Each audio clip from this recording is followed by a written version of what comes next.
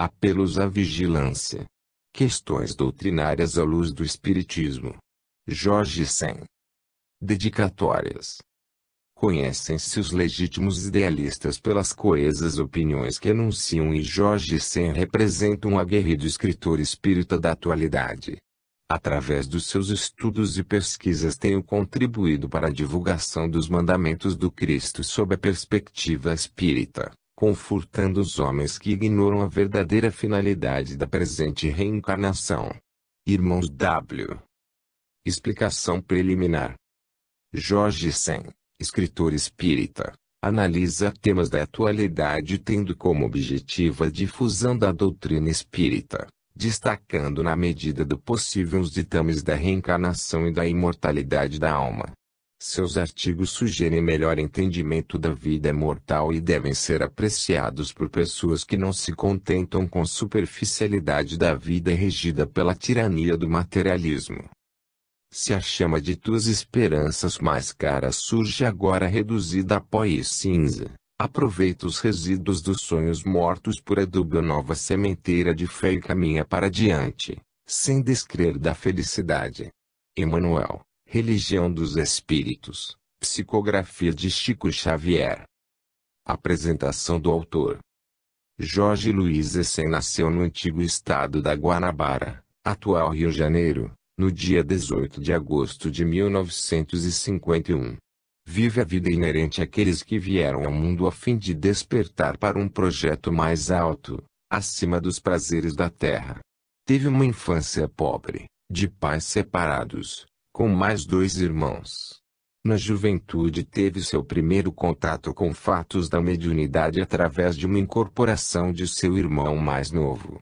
Ficou impressionado, pois sabia que o irmão seria incapaz de dissimular um fenômeno de tal magnitude.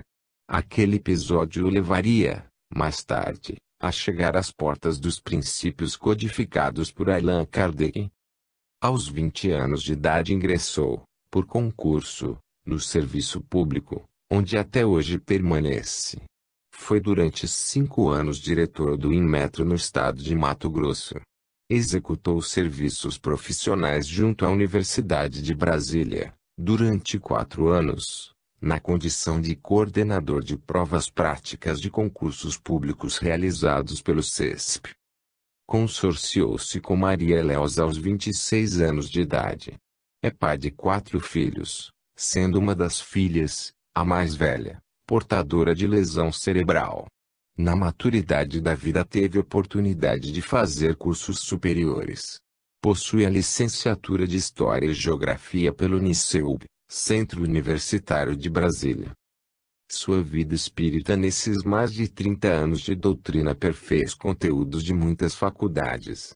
Participou da fundação de alguns centros espíritas em Brasília e Cuiabá MT, onde teve publicado, em 1991, o livro Praeiro, Peregrino da Terra do Pantanal. Começou seu trabalho de divulgação ainda jovem em todo o DF. Engajou como articulista espírita, tornando-se sólido esse fato em Cuiabá, quando publicava Luz na Mente, um periódico que veio satisfazer o seu ideal na divulgação espírita. Foi redator e diretor do jornal União da Federação Espírita do DF. Vinculado a vários órgãos divulgadores da doutrina espírita, a exemplo de reformador da FERI, o Espírita do DF, o Médium de Juiz de Fora, MG e palestrante nos mais diferentes lugares de DF, tem a oportunidade de levar a mensagem espírita a cidades próximas de Brasília, como Anápolis, Cidade Ocidental e outras. Sua diretriz inabalável continua sendo o compromisso de fidelidade a Jesus e a Kardec. Maria Eleusa de Castro, esposa de Jorge Sen. Prefácio. O Espiritismo, sublime religião. Sabemos que toda ideia, cuja estrutura se mostra modificada em relação à anterior, ou seja, inovadora, gera dissidências. Com o Espiritismo não haveria de ser diferente. No Brasil, a discussão sobre o tema é antiga. Desde o início do movimento espírita nacional, 2 linhas de debates doutrinários se formaram: a dos laicos, também chamados de científicos, liderados por Angeli Torteroli, e a dos místicos, liderados por Bezerra de Menezes, que, com seu carisma e espírito de liderança, foi um ardente propagador das ideias espíritas. Esse eminente apóstolo da paz e da caridade e seus seguidores triunfaram sobre seus antagonistas, hegemonizando o movimento espírita com maior ênfase do Evangelho. Muitos irmãos usam devido e erradamente o nome de Allan Kardec para tentar vender a ideia de que a doutrina espírita é apenas uma ciência. É ciência, sim. Filosofia, também. Mas, acima de tudo, tem por base principal a indestrutível moral do Cristo. Portanto, é religião, sobretudo. Chega a ser redundante, porém, insistamos, com serenidade e bom senso, nos argumentos de reforço sobre a questão. Os princípios espíritas estão expressos de maneira completa em O Livro dos Espíritos, por seu aspecto filosófico, em O Livro dos Médiuns, por seu aspecto fenomênico e experimental, e em O Evangelho segundo o Espiritismo, por seu aspecto moral religioso. Num discurso pronunciado na Sociedade Pariense de Estudos Espíritas, em 1º de novembro de 1868, ele afirmou: o laço estabelecido por uma religião, seja qual for seu objetivo, é um elo essencialmente moral que liga os corações, que identifica os pensamentos, as aspirações, e não é só o fato de compromissos materiais que se rompem à vontade, ou do cumprimento de fórmulas que falam mais aos olhos do que ao espírito. O efeito desse elo moral é estabelecer entre os que ele une a fraternidade e a solidariedade, a indulgência e a benevolência, a religião da família. É imperioso ressaltar que a doutrina espírita não comporta casta sacerdotal com seu cortejo de hierarquias, de cerimônias e de privilégios. Considere-se que a doutrina não é religião no sentido comum do termo, pois não tem culto material exterior, nem sacerdócio organizado. Não adota cerimônias de espécie alguma, não tem rituais, nem velas, nem vestes especiais, nem qualquer simbologia, sem atos sacramentais. Não adota ornamentação para cultos, nem gestos de reverência, nem sinais cabalísticos, nem benzeduras, nem talismãs, nem defumadores, nem cânticos cerimoniosos, ladainhas, danças ritualísticas, etc., nem bebida alcoólica, nem oferendas, etc. Distante desse culto exterior, da organização hierárquica, da chefia humana, a doutrina espírita coloca o amai-vos uns aos outros de Jesus, corporificado na legítima prática moral religiosa. O Espírito São Luís, em O Livro dos Espíritos, na questão 1010, lembra que os espíritos não vêm subverter a religião, como alguns o pretendem. Vêm, ao contrário, confirmá-la, sancioná-la por provas irrecusáveis. Daqui a algum tempo, muito maior será do que é hoje o número de pessoas sinceramente religiosas e crentes. O mestre Lyonês, em O Livro dos Médiuns, capítulo 3, do Método, item 24, ainda se vê com todas as letras: Espiritismo repousa sobre as bases fundamentais da religião e respeita a todas as crenças, um de seus efeitos é incutir sentimentos religiosos nos que os não possuem, fortalecê-los nos que os têm vacilantes. Os inimigos da doutrina, encarnados e desencarnados, objetivam o aprisionamento mental e a escravidão psíquica dos desatentos às ideias esdrúxulas que enxertam no corpo doutrinário. Em verdade, a ausência de humildade, em não se deixar conduzir pelas orientações kardecianas, é prova explícita de que almejam a destruição do movimento doutrinário, desacreditando o espiritismo, para retardar a implantação definitiva do Consolador na Terra. Será que o espiritismo depende de prosélitos cientificistas? Emmanuel, em O Consolador, enfatiza, de modo algum, a direção do espiritismo pertence ao Cristo e seus prepostos, antes de qualquer esforço humano, precário e perecível. Ainda, na mesma obra, elucida, Somente o cristianismo restaurado pode salvar o mundo que se perde. Nossa missão é essencialmente religiosa, na restauração da fé viva e na revivência das tradições simples dos tempos apostólicos. Não temos a presunção de pedir o atestado de óbito das escolas religiosas, nem desejamos estabelecer a luta dogmática e o sectarismo. Desejamos tão só reavivar a crença pura, a fim de que o homem, na qualidade de herdeiro divino, possa entrar na glória espiritual da compreensão de Jesus Cristo. As falanges das trevas, encarnados e desencarnados, são muito poderosas e organizadas. O que elas desejam é proscrever o Cristo do Espiritismo e, a se confirmar essa ignóbil ideia, a doutrina espírita desaparecerá. Tem surgido, ultimamente, muitas práticas estranhas ao movimento espírita, motivo por que precisamos salvaguardar esse tesouro e preservá-lo, obrigatoriamente, contra as influências ideológicas que buscam adulterar o seu legítimo valor. Até porque, se incorporamos o espiritismo cristão, não lhe devemos negar fidelidade. O espiritismo surgiu para que todos se ajustem à moral do Cristo e, fundamentalmente, para religar o homem a Deus. Espiritismo então é uma religião? Obviamente que o é. Como confirma Kardec, o Espiritismo é uma religião e nós nos ufanamos disso. Nesse sentido, cabe ressaltar que o aspecto religioso foi desenvolvido por Kardec em O Evangelho segundo o Espiritismo e no Céu e o Inferno. Concluímos que o Espiritismo é, sem dúvida, a sublime religião. O Espiritismo precisa voltar à sua origem, à simplicidade.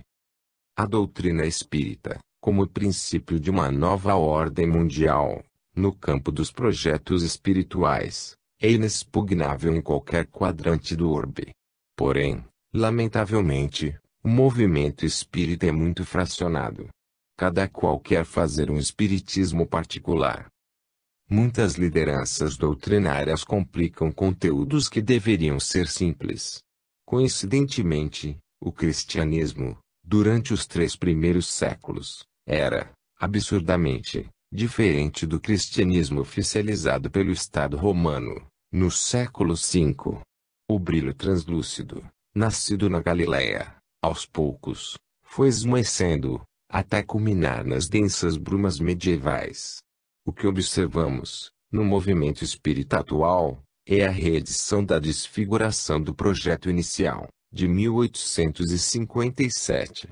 Os comprometidos com o princípio unificacionista brasileira precisam manter cautela para não perderem o foco do projeto espírita codificado por Allan Kardec, engendrando motivos à separatividade entre os adeptos da doutrina. Recordemos que a alma do cristianismo puro estava atuante nas cidades de Nazaré, Jericó, Cafarnaum, Betsaida, dentre outras, e era diferente daquele cristianismo das querelas e intrigas de Jerusalém. O espiritismo está sendo invadido pelo joio, extremamente prejudicial à realidade que doutrina encerra, uma vez que vários pretensos seguidores, dirigentes introduzem perigosos modismos à prática espírita, com inócuas terapias desobsessivas e, como se não bastasse, por mera vaidade, ostentam a insana ideia de superioridade sobre Kardec, alegando que o codificar está ultrapassado. Será crível que Kardec imaginou esse tipo de movimento espírita? Ah! Que falta nos fazem os baluartes da simplicidade kardeciana, Bezerra, Eurípides, Zilda Gama, Frederico Júnior, Saião, Bittencourt Sampaio, Guilom Ribeiro, Manuel Quintão. Estamos convencidos de que o espiritismo sonhado por Kardec era o mesmo espiritismo que Chico Xavier exemplificou por mais de 70 anos, ou seja, o espiritismo do centro espírita simples, muitas vezes iluminado à luz de lampião, da visita aos necessitados, da distribuição do pão, da sopa fraterna, da água fluidificada, do evangelho no lar. Sim. O grande desafio da terceira revelação deve ser o crescimento, sem perder a simplicidade que a caracteriza como revelação. O Evangelho é a frondosa árvore fornecedora dos frutos do amor.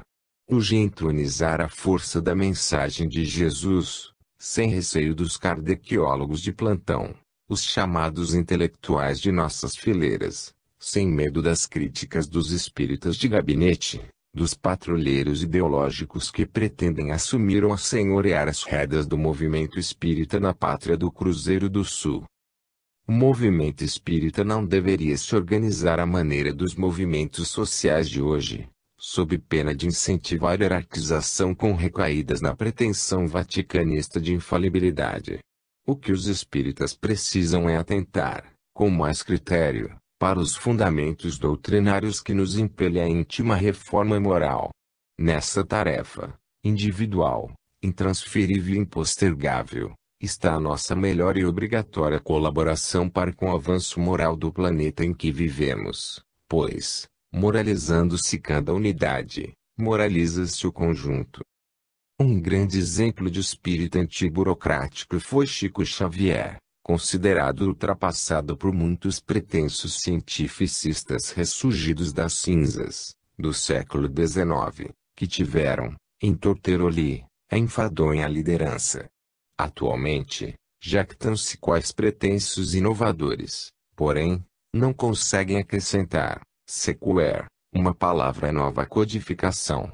É urgente, pois, que preservemos o espiritismo tal qual nos entregaram os mensageiros do amor, bebendo-lhe a água pura, sem macular-lhe a cristalina fonte.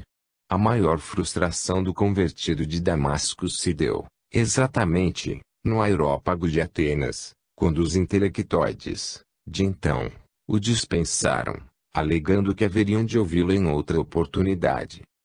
O espiritismo desejável é aquele das origens, o que nos fez lembrar Jesus, ou seja, o espiritismo consolador prometido, o espiritismo em sua feição pura e simples, o espiritismo do povo, que hoje não pode pagar taxas e ingressar nos pomposos congressos que só aguça vaidades, o espiritismo dos velhos, o espiritismo das crianças, o espiritismo da natureza, o espiritismo céu aberto. Que tal? A rigor, a doutrina espírita é o convite à liberdade de pensamento, tem movimento próprio, por isso, urge deixar fluir naturalmente, seguindo-lhe a direção que repousa, invariavelmente, nas mãos do Cristo. Chico Xavier já advertia, em 1977, que é preciso fugir da tendência à elitização no seio do movimento espírita. O espiritismo veio para o povo. É indispensável que o estudemos junto com as massas mais humildes, social e intelectualmente falando, e deles nos aproximarmos. Se não nos precavermos, daqui a pouco, estaremos em nossas casas espíritas, apenas, falando e explicando o Evangelho de Cristo às pessoas laureadas por títulos acadêmicos ou intelectuais. Louvemos os congressos, simpósios, seminários, encontros necessários à divulgação e à troca de experiências, mas nunca nos esqueçamos de que a doutrina espírita não se tranca nos salões luxuosos, não se enclausura nos anfiteatros acadêmicos e nem se escraviza a grupos fechados. À semelhança do cristianismo dos tempos apostólicos, o espiritismo é dos centros espíritas simples, localizados nos morros, nas favelas, nos subúrbios, e não nos venham com a retórica vazia de que estamos propondo elitismo às avessas. Graças a Deus, há muitos centros espíritas bem dirigidos em vários municípios do país. Graças a esses espíritas e médiuns humildes, o espiritismo haverá de se manter simples e coerente, no Brasil e, quiçá, no mundo, conforme os benfeitores do Senhor o entregaram a Allan Kardec. Revista Reformador, um prodigioso manancial de paz e amor. Revista Reformador, admirável fonte de paz e amor. Fundada em 21 de janeiro de 1883 por Augusto Elias da Silva, o Reformador foi um dos mais audaciosos empreendimentos de publicação espírita no Brasil. Isto porque, fundar e conservar um órgão de propaganda espírita, na corte do Brasil era, naquele período, para entibiar o ânimo dos espíritas mais resolutos. uma vez que dos púlpitos brasileiros, principalmente dos da capital, choviam anátemas sobre os espíritas, os novos hereges que cumpria abater. Escreveu Augusto Elias, abre caminho, saudando os homens do presente que também o foram do passado e ainda hão de ser os do futuro, mais um batalhador da paz, o reformador. Grifamos, com essas palavras inaugurais apresentava-se ao mundo o novo órgão da divulgação espírita. O artigo de fundo do primeiro número traçava as diretrizes de paz e progresso pelos quais se nortearia o órgão evolucionista da imprensa espírita, definindo ainda os relevantes objetivos que tinha em vista alcançar. Apresentou-se, portanto, o reformador como mais um semeador da paz, apetrechado da tolerância e da fraternidade, desfraldando a bandeira do paradigma ismaelino, Deus, Cristo e caridade. Até 1888 a redação do periódico funcionou, num ateliê, na residência de Augusto Elias da Silva.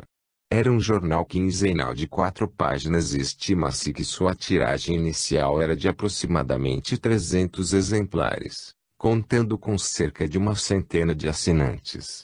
A partir de 1902 passou ao formato de revista, inicialmente com 20 páginas e periodicidade bimensal.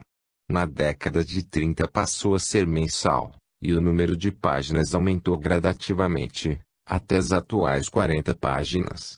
Em 1939, a FEB adquiriu e instalou as máquinas impressoras próprias, nas dependências dos fundos do prédio da Avenida Passos. Foi uma decisiva empreitada, um novo alento na trajetória do difusor doutrinário na pátria do Evangelho. Graças a essa providência, as edições e reedições de livros espíritas começaram sua grande expansão. Com a instalação do departamento editorial, em 1948, em amplo edifício especialmente construído em São Cristóvão, Rio de Janeiro, a Casa de Ismael deu sólida estrutura a todo o seu complexo editorial. Nos anos 70 a FEB iniciou as impressões de Reformador com as capas coloridas, substituindo inclusive o logotipo e desenho, e a revista tomou novo aspecto gráfico, com excelente recepção. Na sua extraordinária trajetória Reformador esteve em timorato ao lado de causas justas, como a abolição da escravatura e a tolerância religiosa, preservando até hoje o caráter genuinamente espírita e cristão da revista, que se tornou um dos veículos principais do desenvolvimento da doutrina espírita no mundo. A propósito, a obra da Federação Espírita Brasileira, que se molda no espírito da codificação kardeciana e no Evangelho de Jesus, tem se refletido no movimento espiritista de vários países da Europa, das Américas, da Ásia e da África, ensejando contatos fraternos de expressiva importância no que diz respeito às finalidades primordiais do Espiritismo. No transcorrer das décadas que se seguiram à sua fundação, 2 guerras mundiais estremeceram as estruturas da Terra e diversas convulsões sociais desestabilizaram nosso país. Nesse contexto histórico, irrompiam em diversos países os totalitarismos bolchevistas, fascistas, nazifascistas. Irrompe-se a filosofia e movimento existencialista e a licenciosidade, porém sem amargar os ressaibos amargosos dos estrugidos da violência. Reformador disseminava através de suas páginas, como um manancial de esperança, preciosos estudos e oportunos comentários sobre a Boa Nova do Cristo e a codificação espírita de Allan Kardec, estimulando os esforços mais nobres dos espíritos bem-intencionados, no rumo da confraternização e da paz mundial. Reformador continuou sempre a singrar, com equilíbrio sereno e inabalável, o agitado oceano das ideias em conflito, repetindo, mês a mês, com imperturbável segurança, a mensagem da verdade, do perdão, do trabalho, da solidariedade e da tolerância, em nome da terceira revelação. Hoje é o decano da imprensa espiritista em nosso território e um dos mais antigos do mundo, entre os similares. Conforme consignam os anais da Biblioteca Nacional Vol. 85, A Revista Reformadora é um dos 4 periódicos surgidos no Rio de Janeiro, de 1808 a 1889, que sobreviveram até os dias atuais. São eles, a saber, pela ordem, Jornal do Comércio 1827, Revista do Instituto Histórico e Geográfico Brasileiro 1839, Diário Oficial 1862, Reformador 1883. Excetuando-se o Diário Oficial, Reformador é o único que nunca teve interrompida sua publicação. Conservando as diretrizes que lhe foram assentadas desde sua fundação, jamais divergiu do programa de estudar, difundir e propagar o Espiritismo sob o seu tríplice aspecto, científico, filosófico, religioso, e, se deu maior importância à face moral e religiosa da doutrina, não desconheceu, entretanto, e não desconhece o justo e real valor da experimentação científica e das reflexões. A trajetória secular do reformador virtualmente se confunde com a própria história da casa de Ismael, da qual é o porta-voz e a representação do seu pensamento. Todos os espiritistas conhecem sobejamente a orientação editorial do órgão febiano, servindo de mensageiro da Federação Espírita Brasileira, expressa seu pensamento e suas diretrizes. Está permanentemente a serviço do Evangelho de Jesus, à luz da doutrina espírita, e isto diz tudo. Sempre esteve na estacada, em defesa do movimento espírita, das instituições espíritas, dos espíritas, contra os ataques, as perseguições e os preconceitos de qualquer ordem ou procedência. Nessa linha de coerência, tem expressado sempre a coragem serena dos que pugnam pela prevalência da verdade, da justiça e da fraternidade entre os homens. Como se expressava o codificador, a unidade da doutrina é a fortaleza ante a qual as dissidências se fundirão e os sofismas quebrar-se-ão ante princípios sustentados pela razão. Para a consubstanciação desse projeto, há mais de um século o reformador vem doutrinando e consolando as massas brasileiras, principalmente, na proposta eficaz transformação dos preconceitos arraigados e de ideias que estorvam a evolução espiritual. Nesse sentido, Emmanuel se expressa para que todos sejam um. A rigor, a unificação é um processo lento, de amadurecimento, que caminha no sentido de estimular a vivência de participação, de intercâmbio e de respeito entre as instituições espíritas, considerando suas diversidades de condições, respeitando-se a autonomia administrativa que dispõe. Para alguns confrades a FEB difunde demasiadamente, via reformador, o aspecto religioso da doutrina, motivo pelo qual nutrem certa ojeriza bastante estranha frente a tudo que tenha laços com a religião. Várias instituições laicas vêm tentando ingerir-se no movimento espírita brasileiro. Companheiros que afirmam não ser o espiritismo consolador prometido, pois espiritismo e cristianismo seriam duas doutrinas distintas. SIC, negam a adjetivação cristã ao espiritismo. Nesse vórtice confuso não admitem submissão a qualquer poder constituído. As regras, para o espírito anarquista, são atropelos para o livre pensar. Por isso, usando a liberdade como bandeira de suas teses estranhas, são convictos de suas sapiências e julgam que suas ideias são a expressão da verdade. No que reporta a intransferível tarefa institucional da FEB, ressaltamos as instruções de Allan Kardec, quando trata da organização do movimento espírita. O mestre Lyonès demonstra não só a necessidade do órgão diretivo, mas como deveria funcionar. Por forte razão, deixar a doutrina espírita solta à volúpia insuperável das interpretações pessoais pode transformar o movimento espírita numa confusão sem precedentes. Quem não entende a necessidade de uma instituição unificadora torna-se partidário do que se chama movimento anárquico libertário. E não são poucos os remanescentes de tais arroubos progressistas formando escolas de um espiritismo à moda sob os frágeis pilares das meias-verdades. Com o objetivo de alcançar harmonioso relacionamento com os centros espíritas adesos, A FEB e o Reformador materializam o compromisso junto às federativas estaduais, sintonizadas com a FEB, de evitar a dispersão sistemática e generalizada, em caminho de desintegração, por força de interferências estranhas. Até porque a unidade doutrinária foi a única e derradeira divisa de Allan Kardec, por ser a fortaleza inexpugnável da doutrina espírita. Ao lembrar, pois, a importância da revista Reformador, dentro da conjuntura atual do movimento espírita mundial, recomendamos a todos sua leitura, como fonte de paz e amor e poderoso antídoto contra os venenos das discórdias e desuniões. A palavra de ordem é perdoar. Quase sempre quando nos sentimos injuriados, nossa tendência é aumentar o fato que nos desagradou. Se formos ofendidos por esse ou aquele motivo, quase sempre encapsulamos o desejo de desforra e mantemos o link mental com as forças poderosas das trevas, que somadas a outras tantas potencializam as sombras de nossos desagravos.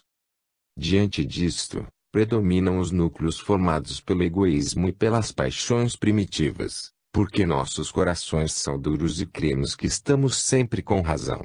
E quanto mais arraigados nesta certeza, mais esforço será necessário para que despertemos para a real necessidade do perdão. Tentemos entender o que ocasionou a ofensa. Por vezes, fomos nós mesmos os promotores dela, por algo que tenhamos dito ou feito. Há casos e casos. A indignação é sentimento que, às vezes, se torna necessário diante da atitude descabida de alguém. Tal atitude não deve assumir, porém, o caráter da agressão nem do revide, devendo, sem dúvida, e ser manifestada para que o outro perceba as consequências de seus atos.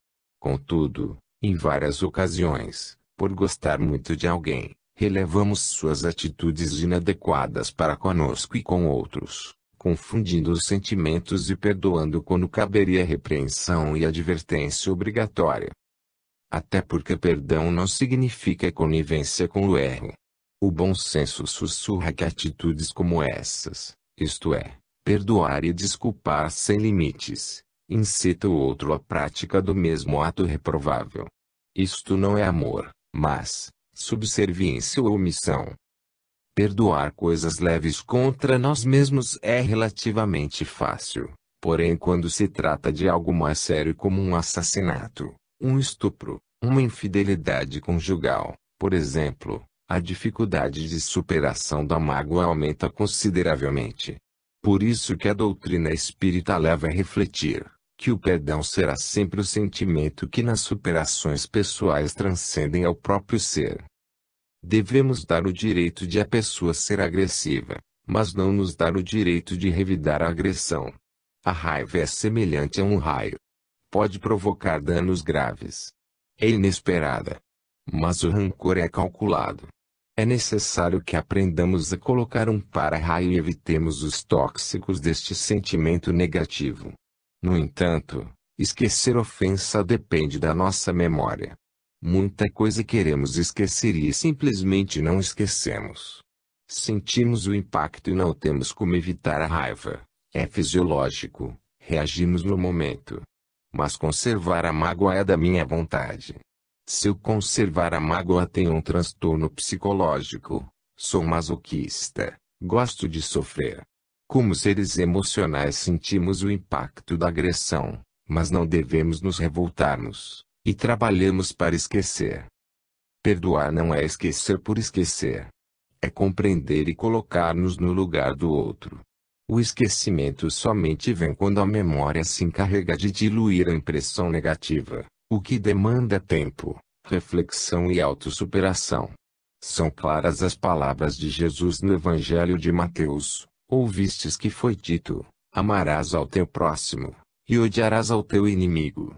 Eu, porém, vos digo, amai aos vossos inimigos, e orai pelos que vos perseguem e caluniam. Jesus trata de uma das mais complexas dificuldades do ser humano, perdoar a quem nos ofende.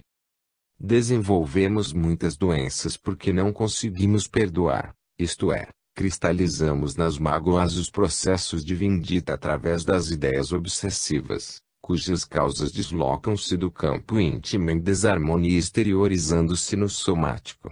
Em verdade, os estados mentais enfermos serão invariavelmente refletidos no corpo físico através de variada sintomatologia, seja no ódio, no rancor, resultando, por via de consequência, em nossa prisão a influências inferiores, engendrando uma cadeia mórbida de patologias devastadoras. O espírito de Manuel P. Miranda diz que o ódio é fruto do egoísmo, do personalismo magoado, e Kardec comenta no Evangelho segundo o Espiritismo que o ódio e o rancor denotam uma alma sem elevação e sem grandeza. O esquecimento das ofensas é próprio da alma elevada, que paira acima do mal que lhes quiseram fazer. Pesquisas modernas indicam que o ato de perdoar pode aplacar a tensão, reduzir a pressão sanguínea e diminuir a taxa de batimentos cardíacos. Perdoar, portanto, não é somente uma questão de conquista emocional e espiritual, é também uma questão de saúde. O evangelista Mateus narra a passagem em que Jesus disse: "Se contra vós pecou vosso irmão, e de fazer-lhe sentir a falta em particular, a sós com ele, se vos atender, tereis ganho vosso irmão." Então, aproximando-se dele, disse-lhe Pedro: "Senhor, quantas vezes perdoarei a meu irmão, quando houver pecado contra mim? Até 7 vezes?" Respondeu-lhe Jesus: "Não vos digo que perdoeis até 7 vezes, mas até 70 vezes 7 vezes." Não resta dúvida que aprendendo a perdoar, estaremos promovendo nosso crescimento espiritual. A condição do verdadeiro perdão é o esquecimento. Mas não podemos deixar-nos encharcar de hipocrisia ao ponto de dizermos que já conseguimos isso com todos os que nos ofendem. É certo que para nossas aparências sociais o perdão significa renunciar à vingança, sem que o ofendido precise olvidar plenamente a falta do seu irmão. Entretanto, para o espírito evangelizado, perdão e esquecimento devem caminhar juntos, embora prevaleça para todos os instantes da existência a necessidade de oração e vigilância.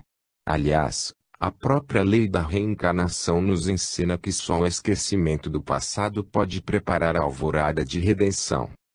O Evangelho segundo o Espiritismo no capítulo X dá a dimensão do perdão, na sua forma mais simples e mais agradável a Deus, levando-nos a refletir nas palavras do Mestre registradas por Mateus entre as bem-aventuranças: "Se perdoares aos homens as faltas que cometeram contra vós, também vosso Pai Celestial vos perdoará os pecados. Mas, se não perdoardes aos homens quando vos tenham ofendido, vosso Pai Celestial também não vos perdoará os pecados."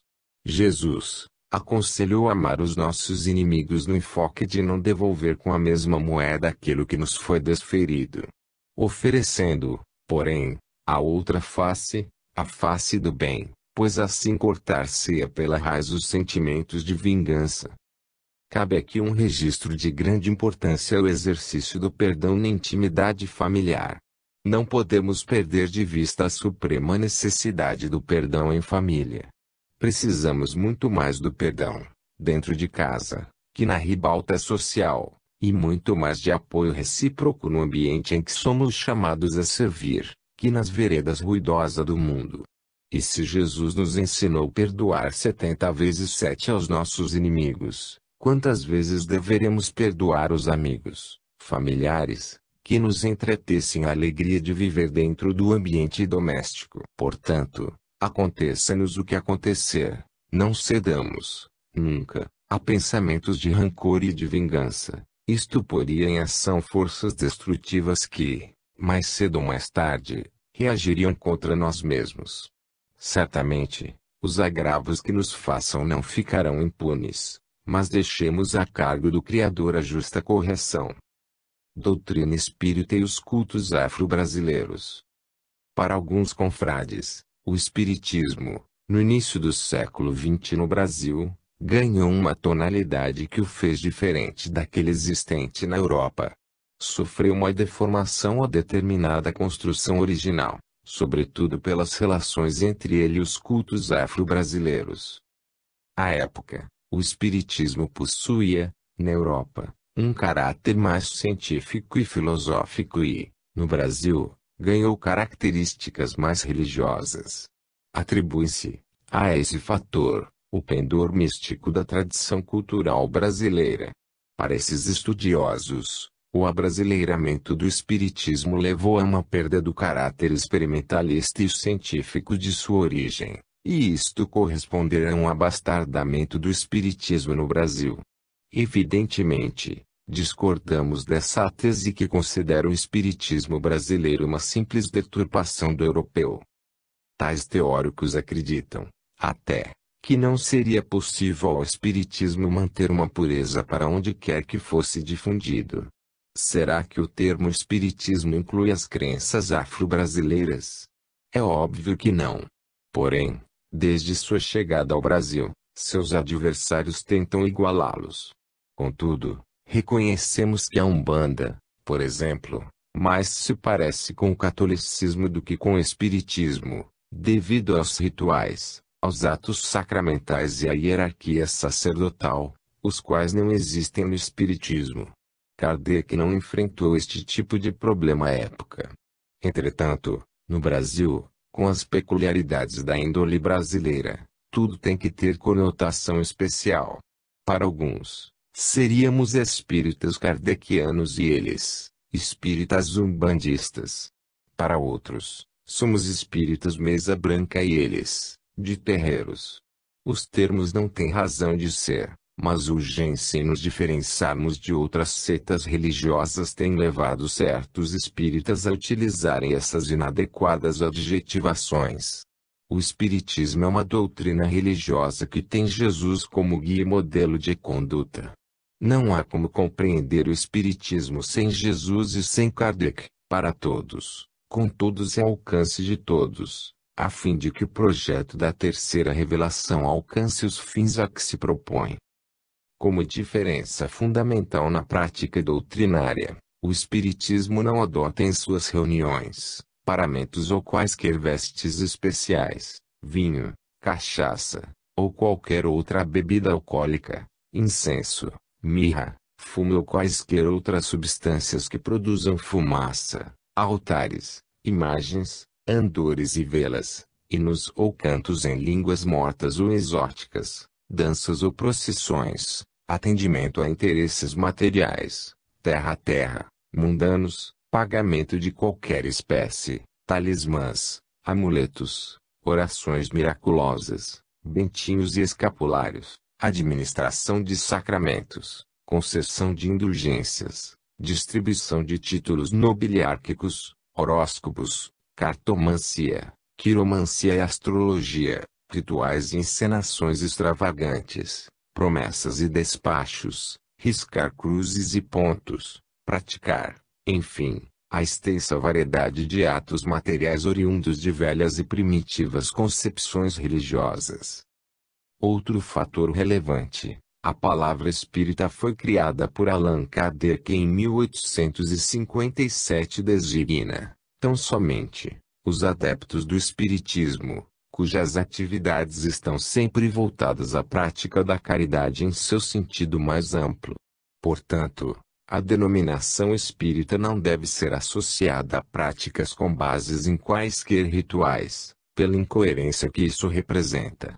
Rejeitamos, pois, assim, qualquer associação do espiritismo com práticas distanciadas das orientações de Allan Kardec, da ética e dos preceitos codificadas por ele.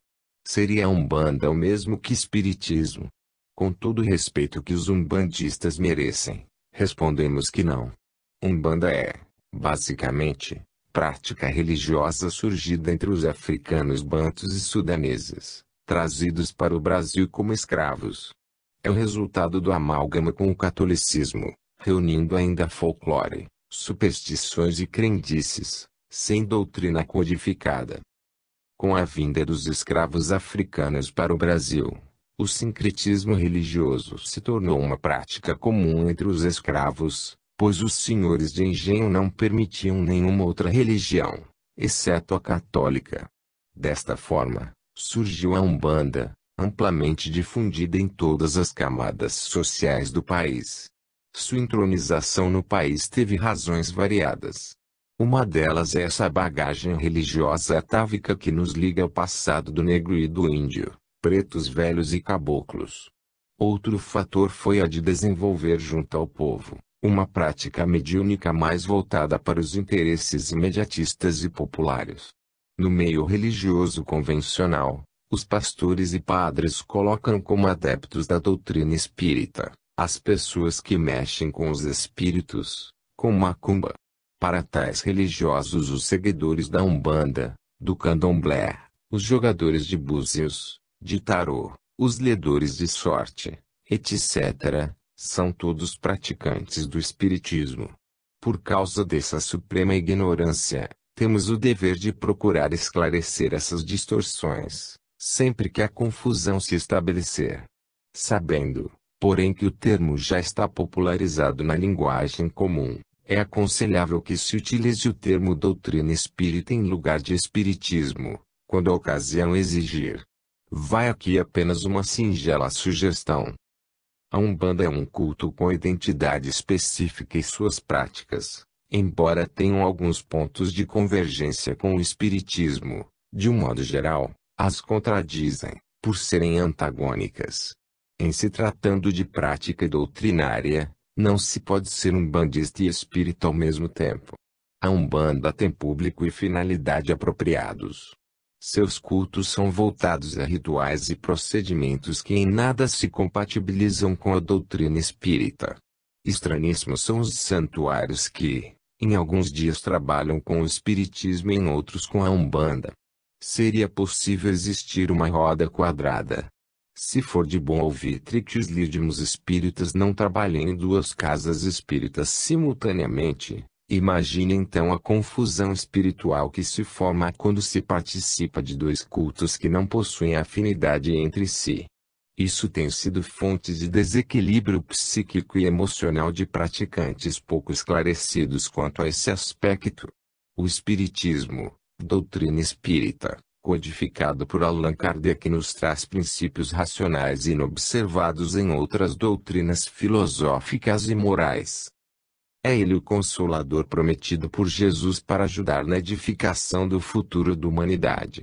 Cremos que nossa incapacidade de minimizar certas dificuldades de interpretação entre doutrina espírita e doutrinas afro-brasileiras está na falta de estudo e de preparo moral e intelectual adequados de muitos líderes espíritas.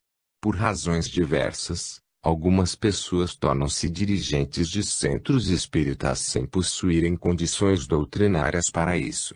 Portanto, fundamentalmente, o grande mal ainda é o pouco interesse que os adeptos têm pelo estudo sério das obras básicas. Religião científico-filosófica, o Espiritismo não pretende demolir as bases de outras crenças. Antes, reconhece a necessidade da existência delas para grande parte da humanidade, cuja evolução se processa lentamente. A mediunidade, presente em ambas as doutrinas, é patrimônio comum a todos. Entretanto, cada seguidor registra-lhe a evidência a seu modo. De nossa parte, é possível praticá-la com a simplicidade evangélica, baseados nos ensinamentos claros do Mestre, que esteve em contacto incessante com as potências invisíveis ao homem vulgar, curando obsedados, levantando enfermos, conversando com os grandes instrutores materializados no Tabor, ouvindo os mensageiros celestiais em Getsemane e voltando ele próprio a comunicar-se com os discípulos, depois da morte na cruz. O bom senso nos sussurra que não importa que os aspectos da verdade religiosa recebam vários nomes, conforme a índole dos seguidores. Vale a sinceridade com que nos devotamos ao bem. Muitos estudiosos espíritas consideram lícito trabalhar, tão somente, com espíritos superiores, relegando as manifestações mediúnicas vulgares à fossa da obsessão e da enfermidade, que, na opinião deles, devem ser entregues a si mesmas, sem qualquer atenção de nossa parte. Há estudiosos espíritas que não suportam qualquer manifestação primitivista. Se um médium incorpora espíritos primários, afastam-se dele, agastadiços, responsabilizando-o por fraude ou mistificação. Isso é um contrassenso sem respaldo no Evangelho.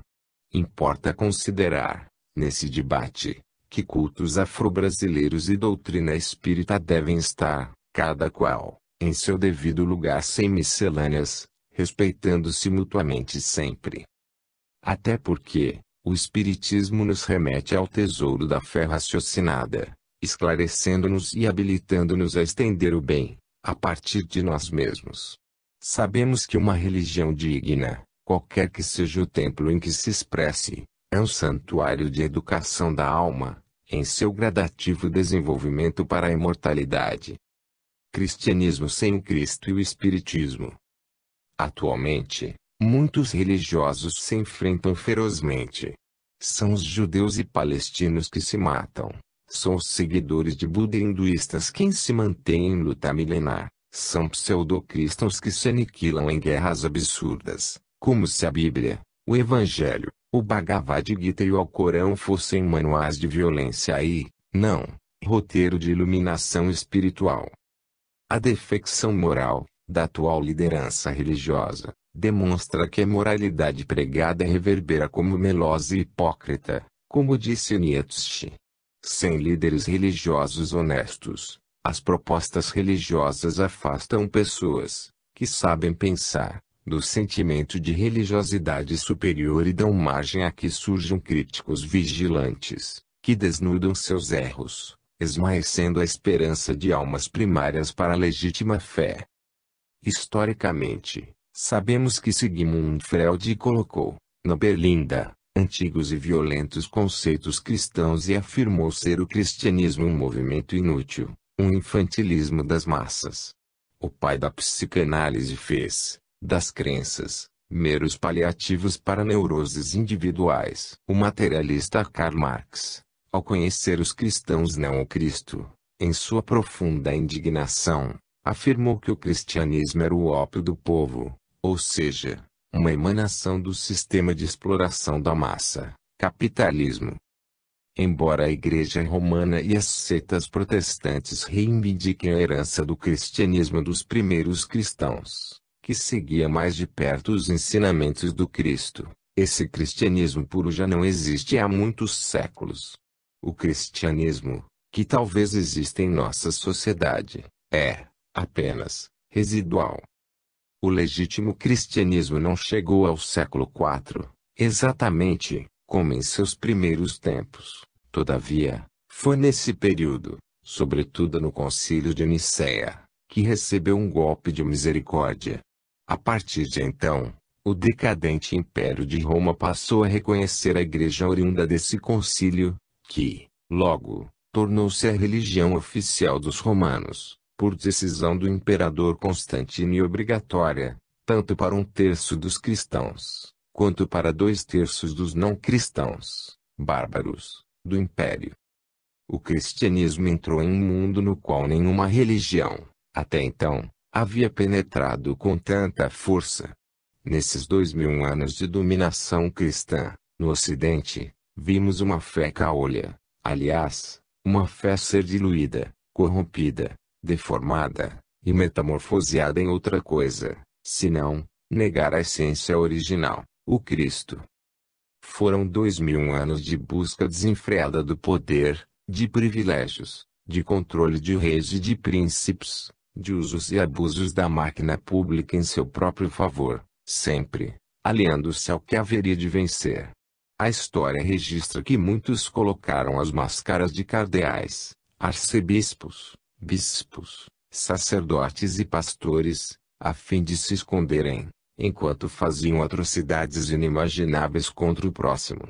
O cristianismo, sem Cristo, exerceu controle sobre a massa, cobrando impostos através dos dízimos, controle sobre os homens, promovendo medo pelas punições eternas e temporais, controle sobre a devoção, manipulando esses sentimentos, transformando-os em um suposto temor a Deus. Atualmente, estamos assistindo ao surgimento de uma máquina pseudo-religiosa. Máquina, como nunca fora criada antes. Máquina de comunicação, de manipulação do sagrado, de venda de favores divinos, milagres, de hipnotização das pessoas ao poder e máquina que transforma a população, sem instrução, em um rebanho de alienados. Apropriou-se, indevidamente, do nome de Jesus para ludibriar os fiéis, mantendo Maquiavel como mentor dos seus preceitos ambiciosos. Nessa atrofia religiosa, eis que surge a doutrina espírita, propondo a reconstrução do edifício desmoronado da fé, exaltando a verdadeira moral do Cristo que, durante séculos, permaneceu perdida, precisando, mais que nunca, ser preservada. Com o Espiritismo, Jesus ressuscita das cinzas desse igrejismo decadente e é entronizado como meigo condutor dos sentimentos, cujas valiosas lições de amor brilham como achote transcendente de verdades perenes. O espírita, para colaborar na definitiva transformação moral do planeta, precisa pautar-se pelo desapego, pela humildade, pela simplicidade, lembrando, aos comprometidos com a tarefa de unificação, que não será com construções de centrões espíritas luxuosos, com disputas de cargos para militância político-partidário, com brigas por cargos de destaque na casa espírita, com o vedetismo nas tribunas, com as questiúnculas dos simpósios e congressos grandiosos, atualmente, vilmente, industrializados, ou, furtando-se ao estudo de Kardec ao serviço da caridade, queremos mudar a opinião de agentes formadores de opinião, seguidores de Freud, Marx, Nietzsche e outros.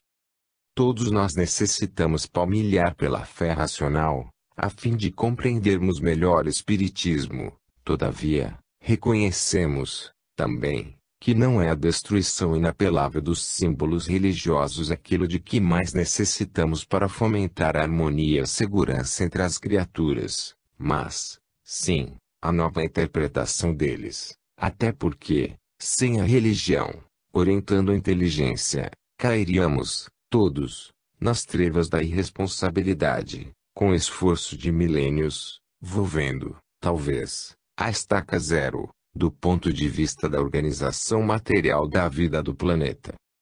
Espírita cristão deve ser o claro objetivo de nossa instituição. Sabemos que Espiritismo tem por finalidade a nossa reforma íntima, porém, percebemos que, no movimento espírita brasileiro, coexistem interpretações diferentes sobre a rota segura de se lograr esse escopo. Não há dúvida de que essas diferenças fazem parte do processo, porém, precisamos estar atentos ao lidar com as divergências das práticas, considerando-se os múltiplos níveis de consciência. É compreensível que confrades intelectualizados, ainda, não moralizados, ao ingressarem nas hostes espíritas, imponham seus pontos de vista, racionalmente, diversas vezes, em confronto com a codificação. Porém, como o Espiritismo está muito acima das ilações academicistas, as discrepâncias metodológicas não chegam a afetar a doutrina em si, em seu contexto já consolidado. Todavia, costumam gerar alguns óbices ao movimento, que a superioridade das boas práticas doutrinárias culminará por superar, com o tempo, esses embaraços. Observamos diversas vezes, entre os adeptos do Espiritismo, um comportamento encharcado de misticismos, profundamente clerical, na maneira de interpretar e de praticar a doutrina espírita. Essa postura inadequada tem gerado problemas complicados de serem contornados no seio do movimento espírita, como a ritualização de práticas bizarras, abuso de poder nas hierarquias das diretorias de centros espíritas, e outras dificuldades que desequilibram todo um conjunto. Experimentamos uma conjuntura de difíceis transformações, pois o povo brasileiro herdou uma péssima educação religiosa ancestral. Bom seria se os cônscios adeptos do Espiritismo conseguissem extirpar, definitivamente, esse mal progressivo que acarreta prejuízo ao movimento espírita. A visão contemplativo-religiosa da doutrina, ainda, coloca-se como prioritária, para, supostamente, atender, mas de imediato, os sofrimentos morais, econômicos, sociais, emocionais, que açoitam a sociedade contemporânea. A visão de um espiritismo sob o ângulo cientificista é compreensível, somente, para aqueles confrades de formação